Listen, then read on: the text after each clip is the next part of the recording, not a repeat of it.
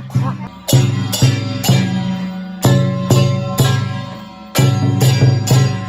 我想跟各位做一个报告，我们新竹县新瓦屋的花鼓队的简介。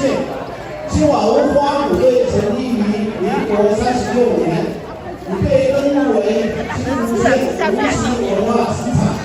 在民国99年，获选新竹县杰出演艺团队。成立之时是为了庆祝台湾的光复，如新竹县、竹北市当地居民自发成立花鼓队，演出鼓励、舞蹈及搭配戏剧、音乐等元素，是非常具有客家风格及创新的特色互动，充满着浓浓热情的客家味。近年也常获邀到台湾各地演出，且代表出席国际文化交流表演。